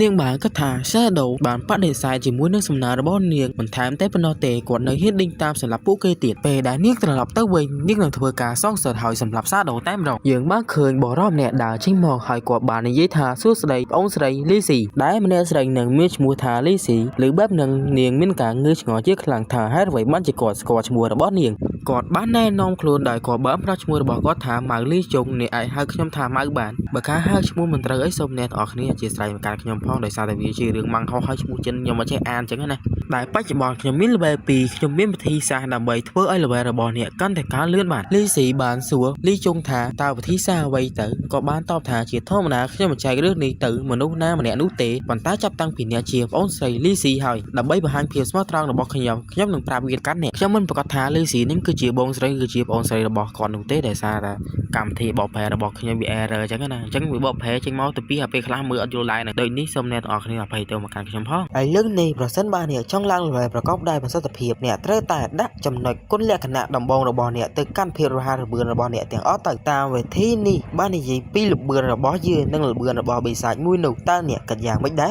លើបែបនឹងលីស៊ីមានការភ្ញាក់ជាខ្លាំងដែលពួកគេប្រើវិធីដូចជាសាដូរបស់យើងអញ្ចឹងដែលអាប់បន្ទុកចំណុចគុណសម្បត្តិទាំងអស់ទៅកាន់ quality របស់គាត់ហើយនាងបានតបថាមិនអីទេតោះជួយបង្កើន level របស់ខ្ញុំលីស៊ីបាននិយាយថាប៉ុន្តែអ្នកមានខ្លាំងដូចជាសាដូនោះទេខ្ញុំអាចឲ្យអ្នកត្រឹមតែ5លានតែប៉ុណ្ណោះតើអ្នកយកព្រមដែរឬទេគ្រាន់តែជួយអាល់ level របស់ខ្ញុំទៅកាន់ level 3ខ្ញុំនឹងធ្វើការផ្ដល់ប្រាក់ទៅកាន់អ្នកលីជុងបានតបថាគ្មានបញ្ហាអ្វីនោះទេទោះបីសាដូខ្លាំងមែនប៉ុន្តែក៏ប្រហែលជាមានបញ្ហាខួរក្បាលហើយមើលទៅបានជា10លានហើយនៅតែមិនយកទៀតសាដូបានធ្វើដំណើរមកដល់កន្លែងបងនោះបាត់ទៅហើយក៏បានសម្លឹងទៅមើលបងនោះដូចជាលើកមុនអញ្ចឹងហើយក៏បាននិយាយថាពេលនេះខ្ញុំខ្យល់រងចាំវាទៀតណាសាដូបានធ្វើការប្រាស្គេវ៉ែនដាំដីគប់គៀរបស់គាត់ត្រឹកបិសាញនោះអស់ជាមួយកកោផងដែរគាត់បានធ្វើការដកថយជាមួយនឹងស្គីរបស់គាត់ដោះដែរសាដូគិតឲ្យយើងដឹងថាបោះមួយនេះវាមានឈាមគុណនឹង2ចំពោះមេបិសាចធម្មតាគឺឈាមរបស់វាមានចំនួន3000មើលទៅបិសាចមួយនឹងក៏មិនល្ងងណាស់ណាផ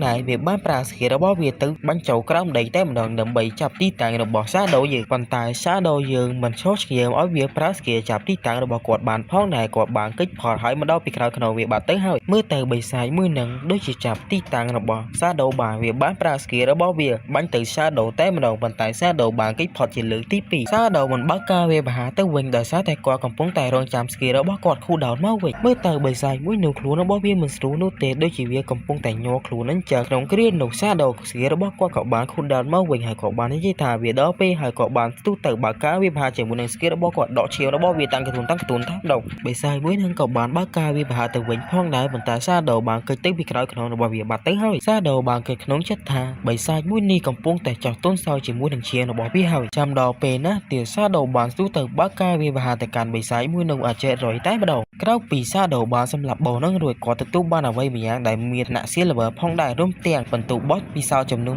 1800ដែលធ្វើឲ្យគាត់ឡើងទៅ level 5រួមទាំង Skill Evo ចំនួន4ផងដែរហើយអាយុកាលដែលគាត់ទទួលបានគឺ124ថ្ងៃសាដូបាននិយាយថាវាមិនគួរឲ្យជឿទាល់តែសោះគ្រាន់តែសម្លាប់បោនឹងមួយដែលធ្វើឲ្យខ្ញុំបាន Evo Point ចំនួន4គាត់បានប្រើ Grandy Hand ធ្វើការសរុបយកអាយុកាលនោះតែម្ដងដែលធ្វើឲ្យគាត់បានគុណអាយុកាលនឹង2រួមទាំង Evo Point ចំនួន2ផងដែរគឺគុណនឹង2ទីច្រឡំថាបូក2ចុះសាដូបាននិយាយថាគ្រាន់តែសម្លាប់បោដែលមានថ្នាក់ Silver តែប៉ុណ្ណោះដែលធ្វើឲ្យខ្ញុំទទួលបាន Evo Point ចំនួន12រួមទាំងអាយុកាល372ថ្ងៃផងដែរប្រព័ន្ធបានលោតមកហើយប្រាប់ថាដោយសារតែសាដូបានប្រើ Grandy Hand ជាច្រើនដែលធ្វើឲ្យវាឡើងពីថ្នាក់ Silver ទៅដល់ថ្នាក់ Gold សាដូបានមើលទៅរបស់ដែលខ្លួនឯងវាយបោនឹងធ្លាក់មកហើយក៏បាននិយាយថាវាមានចំនួន8 slot របស់ខ្ញុំបច្ចុប្បន្នមានតែ10នោះទេតើខ្ញុំគួរតែសម្លាប់បោហើយត្រឡប់ទៅវិញដើម្បីលក់ពូវាដែរឬទេវាពិតជាខ្ជិលពេលវាណាស់ខ្ញុំសង្ឃឹមថារបស់ថ្មីរបស់ខ្ញុំពេលដែលខ្ញុំសម្លាប់បិសាចទៅវានឹងត្រឡប់មកជាចិញ្ចៀនផ្ទុកឬអ្វីមួយដែលអាចបង្កើន slot របស់ខ្ញុំបានសាដូបានភ្ញាក់ផ្អើលពេលបានស្រូបយកដុំពន្លឺពណ៌លឿងនោះហើយក៏បាននិយាយថានេះគឺប៉ុន្តែសាច់រឿងបានកាត់មកដល់កន្លែងទីក្រុងបាត់ទៅហើយយើងបានឃើញមេស្រីម្នាក់នាងបាននិយាយថាទីបំផុតខ្ញុំ ខ្ញុំបានធ្វើឲ្យវារឡើងវិញហើយដែលពួកគ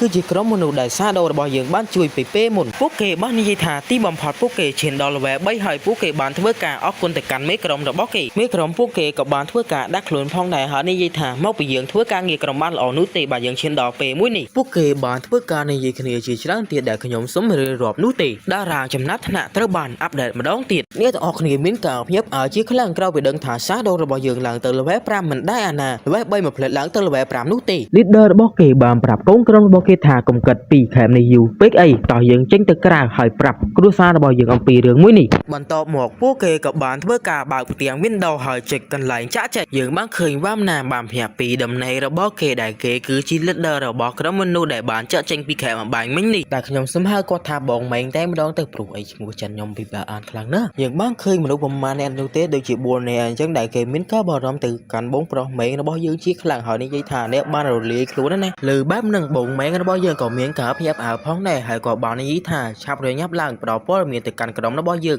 ងដែលសមត្ថភាពរបស់បងម៉េងរបស់យើងក៏មិនធម្មតាផងដែរគាត់គឺជាប៉ូលីសគាត់បានរៀបរាប់រឿងទាំងអស់ទៅប្រាប់ក្រុមរបស់គាត់រួមទាំងគាត់បាននិយាយថាមានអ្នកលេងមួយដែលមានឈ្មោះថាសាដូពេលដែលគាត់បានមកជួយសង្គ្រោះខ្ញុំ level របស់គាត់ត្រឹមតែ3តែប៉ុណ្ណោះប៉ុន្តែគាត់បានលុបផ្លោះពី level 3ទៅកាន់ level 5វាពិតជាមិនគួរឲ្យជឿនោះទេលើបែបហ្នឹងបរិសម្នាក់ក្នុងចំណោមពួកគេបាននិយាយថាតើបរិសម្នាក់នឹងធ្វើបានយ៉ាងដូចម្តេចទៅបងម៉េងរបស់យើងបានតបថាប្រហែលជាគាត់បានស្លាប់បរិសម្នាក់ទៀតបានឆ្ងល់ថាសាដូរបស់យើងបានឡើងទៅ level 3កាលពីកន្លះម៉ោងមុនហើយដើម្បីបានជាគាត់មិនវិលត្រឡប់មកភពផែនដីពិតរបស់គាត់អញ្ចឹងតើគាត់មិនប្រាប់រឿងនេះទៅគ្រួសាររបស់គាត់ទេបងម៉េងរបស់យើងបានតបថាគាត់ក៏មិនដឹងដែរប្រហែលជាគាត់ជាកូនកំព្រាហើយមើលទៅនារីម្នាក់ក្នុងចំណោមពួកគេបាននិយាយថាតើសាដូម្នាក់នោះមិនមែនជាអ្នកផ្លាស់ប្ដូរទេគាត់ផ្លាស់ប្ដូរពីក្មេងកំព្រាហើយខ្លាចទៅជាអ្នកខ្លាំងយ៉ាងឆាប់រហ័សបន្ទាប់មកនាងបានសួរអ្នកទាំងអស់គ្នាថាតើខ្ញុំនិយាយត្រឹមត្រូវដែរឬទេបរិសម្នាក់ដែលនៅគៀននាងដូចជាមានផ្កាយពីក៏បាននិយាយថាអញយូខ្ញុំប្រាប់អ្នកហើយថាកុំឲ្យសូវអានរឿងប្រឡំលោកច្រើនពេកខេងទេរឿងធ្ងន់ធ្ងរបែបនេះអ្នកនិយាយមកឲ្យចេញកំ ប្លែងអីណាអ្នកទាំងអស់គ្នាបានធ្វើការនិយាយគ្នាជាច្រើនតែម្ដងដែលខ្ញុំសូមមានរាប់នោះទេដោយសារតែវាដូចជាក្បាលសាច់រឿងរបស់យើងអញ្ចឹងនិយាយជាមួយនឹងខេមបោះបង់ចោលដោយព្រះនេះទាំងអស់ហើយពួកគេបានសម្រេចចិត្តបង្កើតក្រុមមួយដើម្បីចូលក្នុងខេមមួយនោះឲ្យពួកគេខ្លាំងអីចឹងទៅកាត់មកដល់សាលាវិញយើងបានឃើញសើពីរអ្នកបាននិយាយពីខេមមួយនោះផងដែរដែលគេថាមនុស្សចាស់ពេលដែលបានគេងមួយផ្លែទៅពួកគេអាចនឹងស្លាប់ដោយសារតែពួកគេអាយុច្រើនហើយស្លាប់នៅក្នុងខេមទៀតដែលធ្វើឲ្យអាយុកាលរបស់គេសល់សូន្យគឺស្លាប់តែម្ដងសៀវយូបានអង្គុយគិតមួយផ្លែតអំពីបងប្រុសរបស់គេថាប្លែកអីចឹងទៅបន្ទាប់មកដល់កន្លែងសាច់រឿងដែលខ្ញុំត្រូវកាត់ចោលដែរអ្នកទាំងអស់គ្នាអាចមើលរូបភាពបានឲ្យខ្លួនឯងទៅព្រោះវាអសរច្រើនពេកខ្ជិលរៀបរាប់ខ្លាំងណាស់មួយណាតួអង្គសៀវយូនេះគឺជាតួអង្គជាតិអាក្រក់ចឹងខ្ញុំខ្ជិលរៀបរាប់ខ្លាំងណាស់ព្រោះតួអង្គអត់ប្រយោជន៍ផ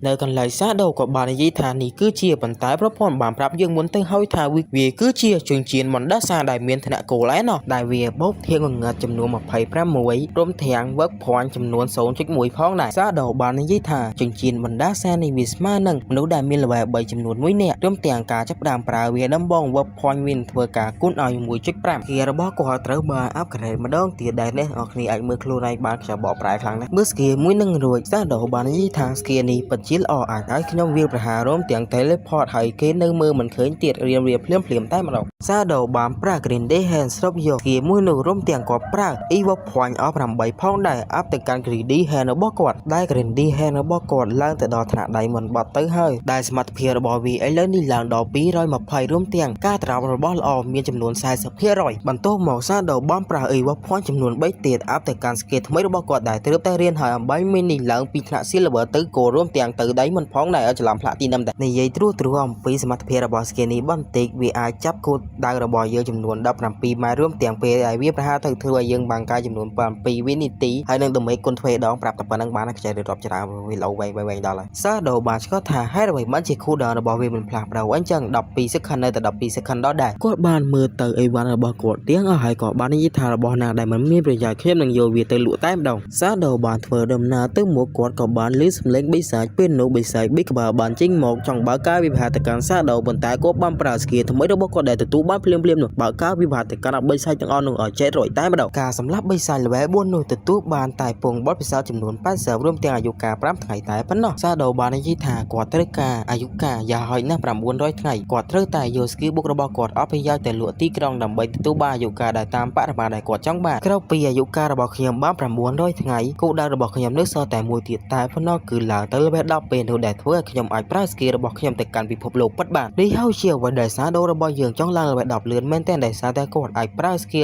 រួមទាំងធម្មពលទាំងអស់ទៅកាន់ពិភពលោកពិតរបស់គាត់បានសាដូកំពុងតែធ្វើដំណើរស្រាប់តែគាត់បានលើកសំឡេងមនុស្សបាននិយាយថាសូមអបអរទៅកាន់ប្អូនស្រីតូចដែលបានឡើងល្បែប3ពេលនេះអ្នកគួរតែធ្វើតាមសន្យារបស់អ្នកគ្មាននរណាឆ្ងាយនោះទេគឺជាផាត់ធីរបស់លីស៊ីនិងម៉ៅសាដូក៏បានដើរកាត់អ្នកទាំងពីរផងដែរលីស៊ីបាននិយាយថាគ្មានបញ្ហាអ្វីនោះទេខ្ញុំសូមតែលេខទូរស័ព្ទទំនាក់ទំនងរបស់អ្នកតែមួយប៉ុណ្ណោះនៅទីក្រុងយើងបានឃើញសាដូបានបើក portal អ្វីមួយនោះទេហើយគាត់បានដើរចូលទៅបន្ទាប់មកគាត់និយាយថានេះគឺជាកន្លែង teleport ទៅទីក្រុងប្រព័ន្ធបានអបអរសាទរទៅកាន់សាដូរបស់យើងដែលបានដើរឡើងកន្លែង portal មួយនេះហើយគាត់ធ្វើការឆ្លង portal មួយនេះមិនបាច់ប្រើអាយុកាលនោះទេទូប្ររបស់យើងបានធ្វើការ teleport មកហើយគាត់បានកាត់គោលដៅរបស់ខ្ញុំនៅតែឡើងទៅ level 10ដដែលហើយទៅប្រាសាទដែលបោះបង់ចោលដោយព្រះពេលនេះសាដូបានដាក់លក់ស្គីបុករបស់គេដូចជាលើកមុនអញ្ចឹងដែលធ្វើឲ្យមនុស្សទាំងអស់គ្នាមានការអ៊ូអរមើលម្ដងទៀតហើយបរិម្នាក់បានទិញស្គីបុកមួយគាត់ត្រូវបានចំណាយអស់300អាយុកាលបាត់ទៅហើយឃើញបែបនឹងអ្នកខ្លះឆ្ងល់ថាតើហេតុអ្វីបានជាគេចំណាយ300អាយុកាលទៅទិញសៀវភៅបែបនេះមួយការលក់ទំនិញរបស់សាដូបន្តអស់ជាច្រើនវិនាទ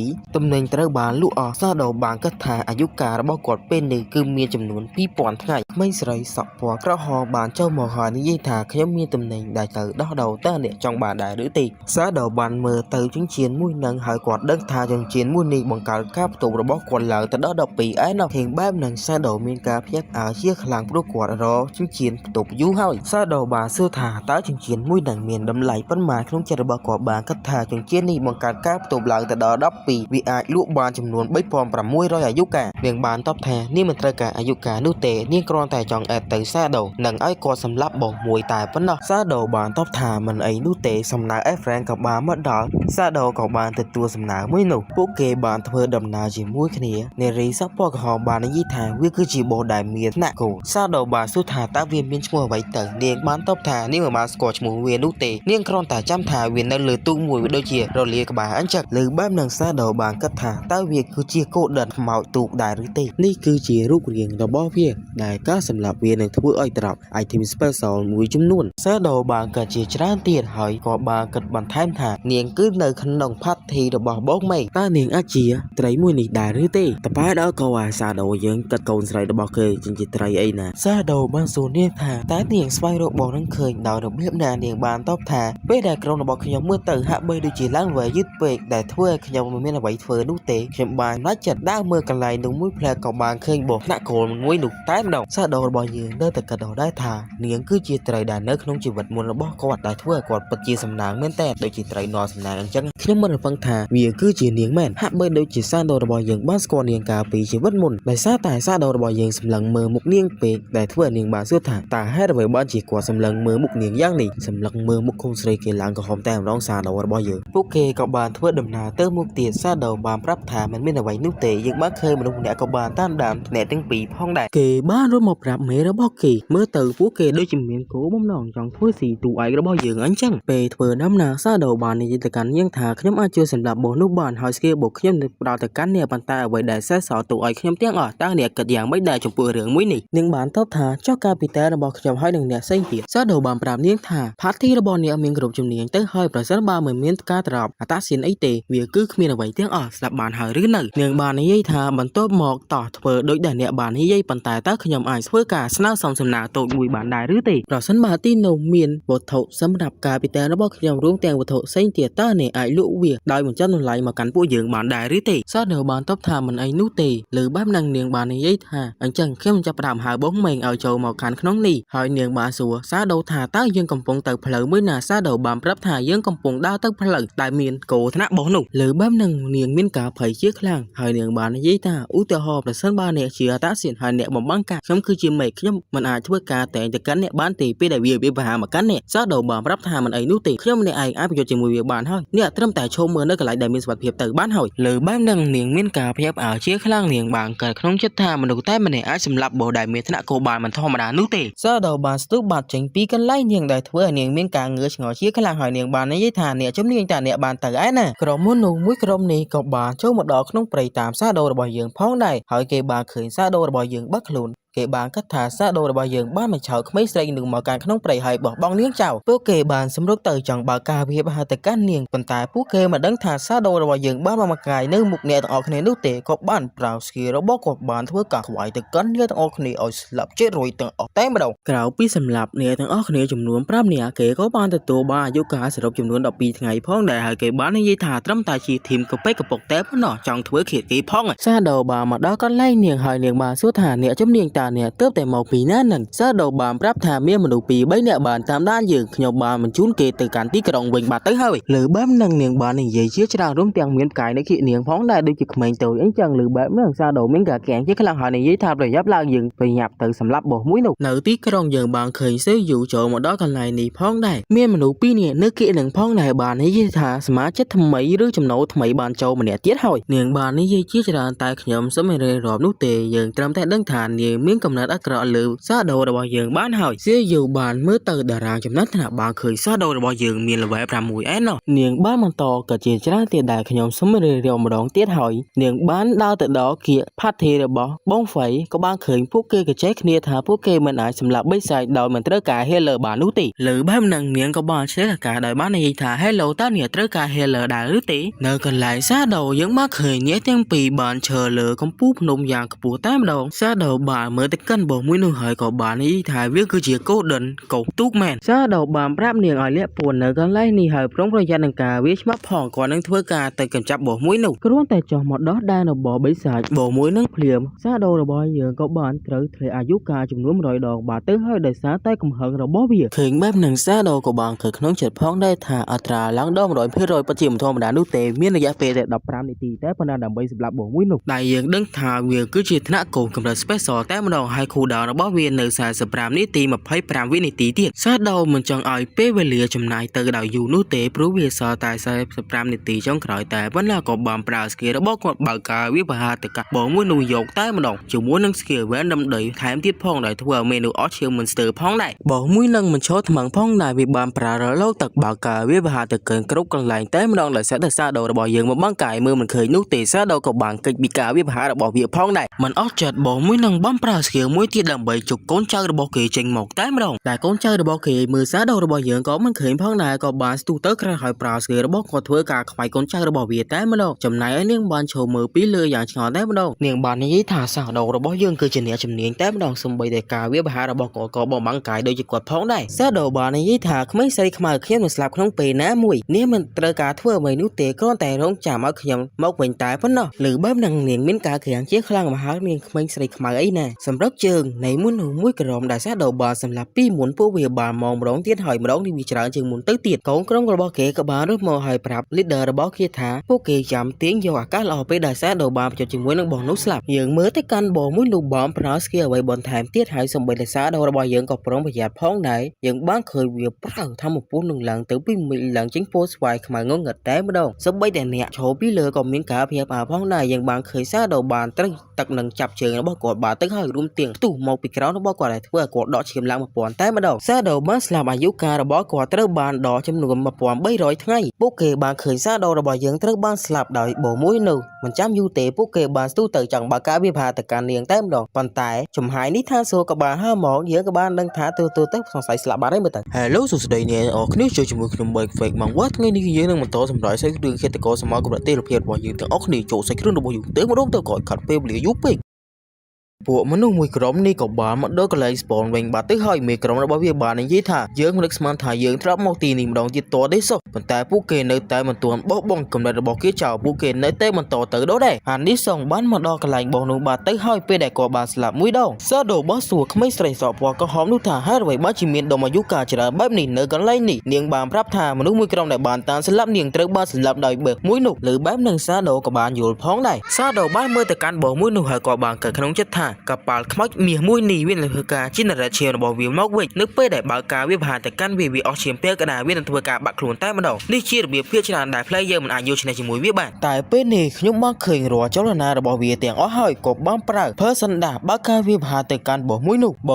ក៏បានប្រើ skill របស់វាផងដែរសាដូបានកិច្ចពី skill របស់វាយ៉ាងងាយស្រួលតែម្ដងក៏បានប្រើ skill របស់គាត់មួយទៀតបើកការវាបហាទៅកាន់បោះមួយនោះតែម្ដងយើងបានឃើញពួកវាមកដល់កន្លែងនេះទៀតហើយដែលមកក្នុងគោលបំណងអា ក្រក់ដូចជារដងអញ្ចឹងនាងបានឃើញពួកវាផងដែរហើយនាងបាននិយាយថាពួកមនុស្សល្ងីល្ងើមកទៀតហើយវាអាចបង្កជាបញ្ហាទៅកាន់អ្នកជំនាញមកខ្ញុំត្រូវតែធ្វើអ្វីមួយនាងបានប្រើវេទមន្តរត់តែបាញ់ត្រូវគ្នាវាចំនួន2នាក់ផងដែរក្រោយពីត្រូវការវាហាមួយនោះពួកវាក៏បានបង្វែរគោដៅមកកាន់នាងវិញមុនបើការវាហាទៅកាន់គេប៉ុន្តែពេលនេះបានរត់ផងហើយស្រែករកអ្នកជួយផងយើងបានឃើញមុននោះមួយក្រុមទាក៏បានធ្វើដំណើរមកដល់កន្លែងនេះផងដែរមើលទៅកាន់មុខរបស់ពួកវាទៅយើងដឹងហើយថាពួកវាមិនមានបំណងល្អនោះទេសាដូកំពុងតែស្វិតស្វែងប្រយោជន៍ជាមួយនឹងបងមួយនោះពេលនេះគាត់មានអារម្មណ៍ថាគាត់បានហត់ហើយគាត់ស្ទើរតែសម្លាប់បងមួយនោះបានប៉ុន្តែការសម្លាប់វាពិតជាមិនធម្មតាមែនសូម្បីតែគាត់មាន level 5ក៏ដោយនៅតែពិបាកក្នុងការសម្លាប់វាដោយម្នាក់ឯងដើម្បីរបស់ខ្ញុំតិចពេកដែលធ្វើខ្ញុំចំណាយពេលយ៉ាងយូរដើម្បីប្រយោជន៍ជាមួយវាហើយក៏បានទាក់ទាញមនុស្សជាច្រើនតាមការសង្កេតមើលតាមចក្ខុវិស័យរបស់ខ្ញុំមនុស្សមួយក្រុមដែលបានដេញតាមនារីម្នាក់នោះដូចជាមនុស្សដែលបានស្លាប់រួចទៅហើយរួមទាំងមនុស្សដែលបានពួនដើមឈើមួយនោះពួកគេកំពុងតែចាំបើកការវិវហាសម្រាប់ខ្ញុំនៅពេលដែលខ្ញុំសម្លាប់បងមួយនោះរួចហើយពួកគេនឹងប្លន់យករបស់ខ្ញុំទាំងអស់តែម្ដងបន្ទាប់មកសាដូក៏បានសម្លាប់បោកកប៉ាល់ខ្មោចមាននោះតែម្ដងប្រព័ន្ធបានចេញមកដោយប្រាប់យើងថាសាដូបានសម្លាប់បងមួយនោះរួមទាំងក៏ទទួលបានបន្ទុកបទពិសោធន៍ចំនួន 4800 ពេលនេះគាត់ឡើងទៅកាន់ level 8ហើយរួមទាំង Evil Point របស់គាត់ទទួលបាន5ពីអាយុកាលគឺ216ថ្ងៃសាដូបានប្រើ skill របស់គាត់ដែលមានឈ្មោះថាសាដូស្នេហ៍បំបាំងកាយភ្លាមតែម្ដងហើយក៏បានកើតក្នុងចិត្តថាមើលទៅវាហាក់បីដូចជាសុបិនដ៏ល្អអញ្ចឹងប៉ុន្តែការកាត់ពិចារណាឲ្យពិតប្រាកដគឺគាត់បានខុសច្បាប់ក្រៅពីបានសម្លាប់មនុស្សដែលបានតាមដានរបស់គាត់ទាំងអស់គាត់នឹងជាប់ឈ្មោះជា Killer តែម្ដងការប្រកាសរបស់ប្រព័ន្ធឬគ្រប់កន្លែងតែម្ដង Player ដែលមានឈ្មោះថាសាដូគឺជា server ទី1ដែលបានសម្លាប់បោក Golden មុនគេលើបែបហ្នឹងមនុស្សនៅទីក្រុងមានការភ័យអើជាខ្លាំងរួមទាំង CU ផងដែរក៏មានការភ័យអើផងដែរហើយនាងបាននិយាយថាបើ Player សាដូនោះអាច carry ឲ្យនាងឡើង level បាននាងនឹងខ្លាំងជាងបងប្រុសរបស់នាងដែលមានឈ្មោះថាឈុនហ្វឹងសូមបញ្ជាក់ប្រាប់នាងទាំងអស់គ្នាបន្តិចថានាងមិនដឹងថាសាដូគឺជាបងប្រុសរបស់នាងនោះទេបងមេងបានគិតថាក្នុងពេលមុននេះគាត់ទើបតែប្រយោជន៍ជាមួយនឹងបោដែលមានចំណាត់ថ្នាក់សម្រិតតែប៉ុណ្ណោះប៉ុន្តែនេះពេលដ៏ខ្លីមួយនេះក៏បានសម្លាប់បោដែលមានថ្នាក់កោបាត់ទៅហើយបើនិយាយពីគម្លាតរវាងគាត់ហើយនឹងមនុស្សផ្សេងទៀតគឺខុសគ្នាឆ្ងាយខ្លាំងណាស់ការត្រាប់របស់ដោយសម្លាប់បោនោះទទួលបានជាច្រើនក្រុមមនុស្សនេះបានប្រាប់កូនចៅរបស់វាថាសូមឲ្យប្រើស្គីធ្វើខៀសាដូរបស់យើងតែម្ដងទៅកូនចៅរបស់វាបានចេញមកជាមួយនឹងព្រួយប្រើព្រួយរបស់គេបាញ់ទៅដោយជាប់ជាមួយនឹងស្គីមួយដែលមានឈ្មោះថាអន្តរីត្រាំងស្លាប់បាញ់សម្រុកទៅកាន់សាដូតែម្ដងប៉ុន្តែស្គីមួយនោះមិនត្រូវសាដូរបស់យើងនោះទេព្រោះអីគាត់បានបបាំងកាយសាដូបានគិតថាគាត់ត្រូវការស្គីបបាំងកាយរបស់គាត់កាន់តែច្រើនជាងនេះដោយសារតែស្គីបបាំងកាយរបស់គាត់មានតែបបមួយប៉ុណ្ណោះអ្នកបាញ់ព្រួយបានប្រាប់មេរបស់គេថាបរិះម្នាក់នោះបានរត់បាត់ទៅហើយមនុស្សក្នុងចំណោមពួកគេម្នាក់ក៏បាននិយាយផងដែរមើលទៅហាក់បីដូចជាគាត់ឆ្លាតបានគាត់រត់ចោលកន្លែងមួយនេះពួកគេបានរត់ទៅកន្លែងត្រឡប់របស់ទាំងអស់នោះរួមទាំងឲ្យគ្នារបស់ពួកគេនៅក្រោយផងដែរសាដូបានស្ទុះមកពីក្រោយនេះទាំង3ប្រើស្គីមួយខ្វាយពួកគេរួមទាំងគាត់បានប្រើស្គីមួយទៀតខ្វាយមនុស្សដែលនៅក្រោយពួកគេឲ្យស្លាប់អស់ត្រឹមតែមួយរំពេចភ្នែកក្រៅពីសម្លាប់មនុស្សមួយក្រុមនោះអស់សាដូបាននិយាយថាមើលទៅពេលនេះវាហាក់បីដូចជាស្ងាត់ហើយតើលីលីខ្មៅម្នាក់នឹងរត់ដល់ណាបាត់ហើយបំភ្លេចវាខ្ញុំចាំរកនាងនៅពេលក្រោយពេលនេះខ្ញុំមានអ្វីដែលត្រូវធ្វើមួយទៀតខ្ញុំមាន Evil Point គ្រប់គ្រាន់ដើម្បី upgrade Grindy Hand ខ្ញុំនឹងធ្វើការ upgrade វាជាមុនសិនមុននឹងប្រើវាក៏បាន upgrade Grindy Hand របស់គាត់ទៅថ្នាក់ EP រួមទាំងការត្រឡប់គុណ 300% រួមទាំងអត្រាដែលទទួលបាន 100% ឃើញអត្រាត្រឡប់រហូតដល់ 100% សាដូបានកើតក្នុងចិត្តថាខ្ញុំនឹងប្រមូលដុំពន្លឺទាំងអស់នឹងរួមគ្នាតែមួយហើយប្រើ Grindy Hand ស្រូបវាទាំងអស់តែម្ដងគាត់បានប្រមូលដុំពន្លឺទាំងអស់នៅរួមគ្នាតែមួយហើយគាត់បានប្រើ Grindy Hand របស់គាត់ស្រូបវាតែម្ដងដែលធ្វើឲ្យកន្លែងនោះភ្លើជាងចាំងជាខ្លាំងពេលនេះគាត់ទទួលបាន Evil Point 7គុណនឹង3រួមទាំងអាយុកាល216គុណនឹង3និង Special Item ដែលមានឈ្មោះថា Go Fireball ចំនួន2សាដូបាននិយាយថាវាពិតជាអស្ចារ្យដែលខ្ញុំទទួលបានកណ្ដឹងនេះមួយគូដែលសមត្ថភាពរបស់វាមានពេលដែលអ្នកពាក់ទៅអ្នកមិនបាត់បង់អាយុកាលពេលដែលអ្នកស្លាប់លើដំបងវាគូដល់ចំនួន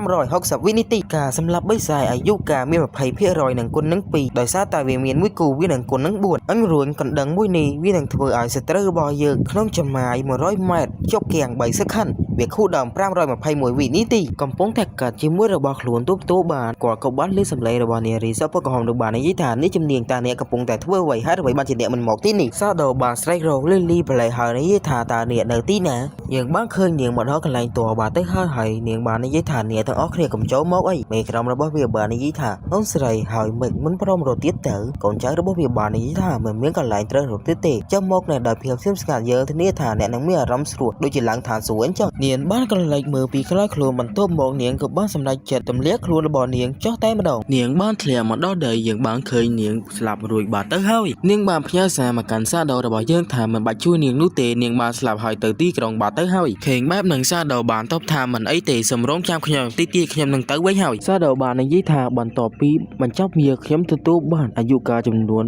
3115ថ្ងៃនិងអ៊ីវ៉ូភ័ណ្ឌចំនួន21ដែលសេសសល់ផងដែរគាត់ចង់បន្តអ៊ីវ៉ូក្រិនឌីហែនដដែលប៉ុន្តែប្រព័ន្ធបានលោតមកដោយប្រាប់គាត់ថាត្រូវការអ៊ីវ៉ូភ័ណ្ឌចំនួន210ទៅបានអ៊ីវ៉ូវាបានដោយសារតែវាមានឋានៈអ៊ីពិករួចបាត់ទៅហើយឃើញបែបនឹងសាដូបាននិយាយថាអ៊ីវ៉ូភ័ណ្ឌចំនួន210មែនទេវាមិនមែនជារឿងធម្មតានោះទេឋានៈកាន់តែខ្ពស់អ៊ីវ៉ូភ័ណ្ឌកាន់តែច្រើនបំភ្លេចវាខ្ញុំត្រូវការអាប់អ្វីផ្សេងទៀតក៏បានអាប់អ៊ីនសែនសាដូស្លាស់ឡើងទៅដល់ឋានៈ Diamond ស្គីមួយនេះក៏បានឡើងទៅដល់ឋានៈគ្រូផងដែរសាដូរបស់យើងពេលនេះកំពុងតែអាប់ស្គីរបស់គាត់សម្រាប់ការប្រយុទ្ធជាមួយនឹងបបផ្សេងទៀតបន្ទាប់ពីអាប់ក្រេដស្គីរបស់គាត់រួចសាដូបាននិយាយថាស្គីអ៊ីនសែនសាដូស្លាស់អាចបង្កដមេចំនួន3000ទោះបីមិនបំបាំងកាយក៏ដោយនៅពេលដែលស្ថិតនៅក្នុងទម្រង់បំបាំងកាយរួមទាំងការគុណដមេទ្វេដងរបស់ស្គីគាត់អាចបើកការវាវហាអស់6000ទៅ7000ដមេបានការសម្លាប់បោដែលមានឋានៈគោឧបករណ៍សម្រាប់ពាក់វាត្រប់2ទៅ4 silver តែប៉ុណ្ណោះអត្រាភាគរយតិចមែនតែនដែលវាត្រប់របស់ដែលមានចំណាក់ឋានៈដូចវាដោយសារតែ Grandy Hand របស់ខ្ញុំពេលនេះខ្ញុំទទួលបានឧបករណ៍សម្រាប់ពាក់ឋានៈគោចំនួន